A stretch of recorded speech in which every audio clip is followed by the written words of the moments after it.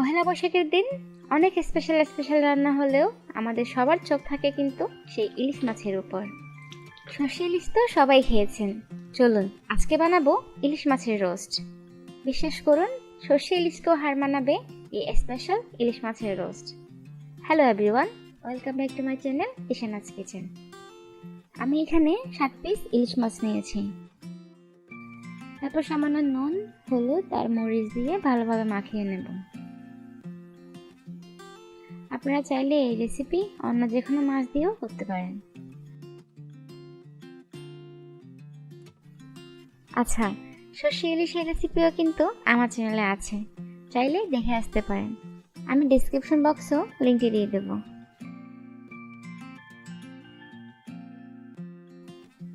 হাঁড়িতে পরিমাণে জিরে তেল বেশি দিয়ে 1 কাপের মতো পেঁয়াজ বেরেস্তা করে নেব।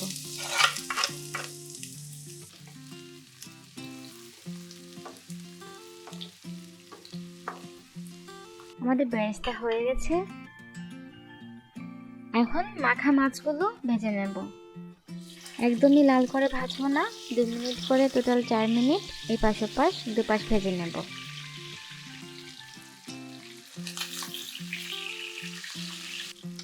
মাছ ভাজা হয়ে গেছে, এবার তুলে রাখছি। এবার সেম প্যানে ইলিশের রোস্টটা বানাচ্ছি, তবে কিছুটা তেল আমার বেশি মনে হচ্ছিল তাই তুলে রেখেছি। পরিমাণ মতো তেলটা রেখে 3 টেবিল চামচ পেঁয়াজ বাটা দিয়ে দিয়েছি। এখানে আদা রসুন বাটা দিচ্ছি 1 টেবিল চামচ থেকে বেশি হবে। এখন দিচ্ছি পরিমাণ মতো লবণ, 1 চা চামচ মরিচের গুঁড়ো। এই রোস্টের রেসিপিটা আমি একদমই ঝাল করব না বলে মরিচের পরিমাণটা কম দিয়েছি। আপনারা বেশি ঝাল খেতে চাইলে মরিচের পরিমাণটা বাড়িয়ে দিবেন, অথবা কাঁচা মরিচের পেস্টও দিতে পারেন। আর দিচ্ছি ধনে 1 চা চামচ, জিরে গুঁড়ো 1/2 চা চামচ। মশলা দেওয়ার সময় খেয়াল রাখবেন আপনার চুলার জালটা একদম ছোট রাখবেন, তাহলে মশলা আর পড়ে যাবে না। এখন 2 টেবিল স্পুনের মতো টক দই দিয়েছি। টক দইটা ভালো করে ফেটে তারপর তরকারিতে অ্যাড করেছি। আর দিয়েছি 3 টেবিল স্পুনের মতো বাদাম পেস্ট। আমি এখানে কাজু বাদামটা পেস্ট করে দিয়েছি, আপনারা চাইলে কাঠবাদামও দিতে পারেন। এবার সব কিছু ভালোভাবে কষিয়ে নেব। যেহেতু বাদাম দিয়েছি তাই এখন চুলার জালটা অবশ্যই অল্পতে রাখবেন, না হয় তলায় লেগে যেতে পারে। আর লাগলে মাঝে একটু হালকা জল দিতে পারেন। মশলা ততক্ষণ ধরে কষাবো ততক্ষণ না সব তেল উপরে উঠে আসে।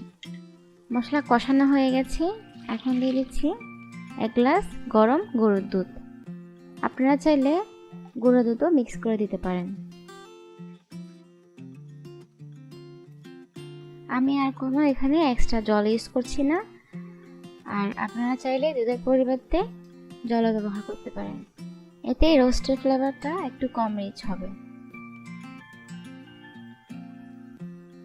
ইলিশ মাছ দিয়ে 4-5 মিনিটের মতো রান্না করব। আর এই মুহূর্তে চুলার জালটা মিডিয়ামে রাখছি। মাছ দেওয়ার পরে একদমই চামচ লাগাবেন না, চাইলে এইভাবে দুলিয়ে দিতে পারেন। আর আমি কিন্তু মাছ এপাশ ওপাশ করবো না, এভাবে রাখবো আর খানিক পর পর এভাবে দুলিয়ে দেব, এতেই মাছ সিদ্ধ হয়ে যাবে। এখন নিয়ে নেব আগে থাকতে ভেজে রাখা পেঁয়াজ বেরেস্তা। আর দেব আজকের স্পেশাল ইনগ্রিডিয়েন্টস লেবুর রস। আমি কিভাবে করছি একটু খেয়াল করুন।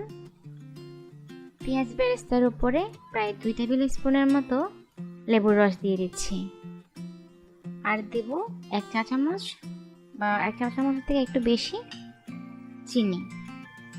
তারপর হাত দিয়ে কষলিয়ে মেখে নেব।